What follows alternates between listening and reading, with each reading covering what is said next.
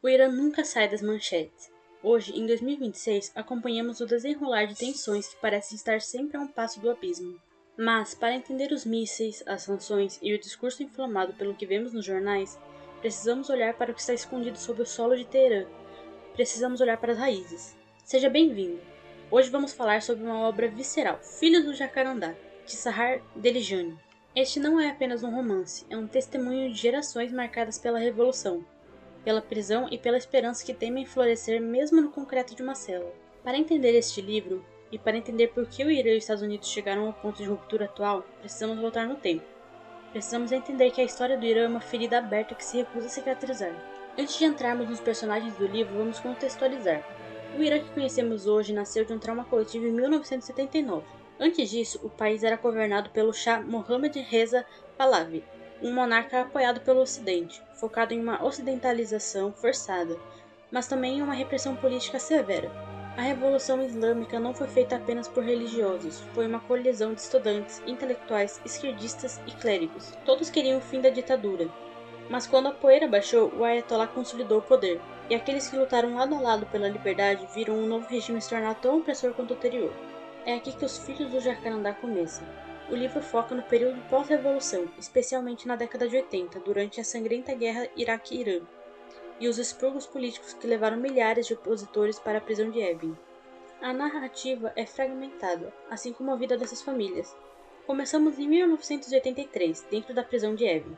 Conhecemos Neda, uma mulher grávida que dá à luz em cativeiro. Imagina o contraste, a fragilidade de um recém-nascido cercada por paredes frias e pelos gritos de interrogatórios. Neda é obrigada a entregar sua filha para ser criada pela avó, enquanto ela permanece presa. Esse é o pecado original que molda todos os personagens, a separação forçada. O livro nos apresenta 3 gerações. Os pais, aqueles que sonharam com a revolução e acabaram devorados por ela. Os filhos, crianças que cresceram visitando os pais através de vidros de proteção, ou que cresceram com cadeiras vazias à mesa de jantar. E o jacarandá, a árvore no quintal da família que se tornou símbolo da persistência. A escrita é poética, mas não se engane, ela não mascara a dor.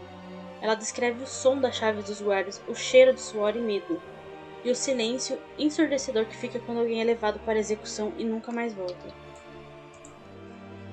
Mas por que ler esse livro agora, em 2026? Por que ele é relevante no meio do atual conflito entre Teherã e Washington? As sanções econômicas impostas pelo Ocidente visam pressionar o governo, mas como o livro ilustra, elas muitas vezes atingem o cidadão comum, dificultando o acesso a remédios e bens básicos. Vou citar um exemplo. Numa parte do livro, que a avó está criando as crianças, ela precisa comprar leite, mas está totalmente inacessível para ela, tornando praticamente um bem de luxo.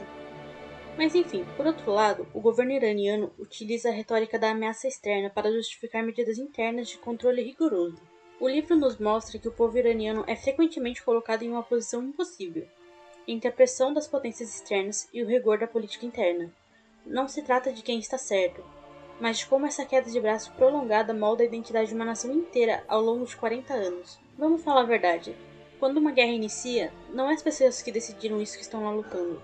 O ponto mais forte de Filhos do Jacarandá é o conceito de trauma transgeracional. A autora nos mostra que mesmo os filhos que fugiram para a Europa ou para os Estados Unidos carregam o Irã dentro de si. Eles sentem a culpa do sobrevivente. Personagens como Omid e Sarah tentam reconstruir suas identidades longe de Teherã. Mas a sombra dos pais executados ou torturados está sempre presente. Isso nos ajuda a entender a diáspora iraniana hoje. Por que tantos iranianos ao redor do mundo são tão apaixonados e, ao mesmo tempo, tão divididos sobre o que deve acontecer com o país? Eles sabem que qualquer bomba que cai inteira hoje, em 2026, atinge não apenas o regime, mas a vida de pessoas de diversas gerações. Sahara escreveu esse livro baseado na sua própria história. Ela mesma nasceu na prisão de Evin. Ao terminar a leitura, a sensação que fica não é de derrota, mas de uma resiliência quase inexplicável. Filhos do Jacarandá nos ensina que, por trás das manchetes geopolíticas de guerra, existem pessoas, existem mães que costuram roupas para seus filhos que mal conhecem, e jovens que, apesar de tudo, ainda acreditam que amanhã pode ser diferente. Todos temos que lembrar que, por mais que não concordamos com o regime opressor de um país, a partir do momento que você joga uma bomba lá, pessoas inocentes também vão morrer. Enquanto o mundo olha para o Irã através da mira de um drone ou da lente de um satélite, livros como este nos convidam a olhar através dos olhos de quem vive a história na pele. Se você quer entender o coração pulsante por trás do conflito atual, leia este livro.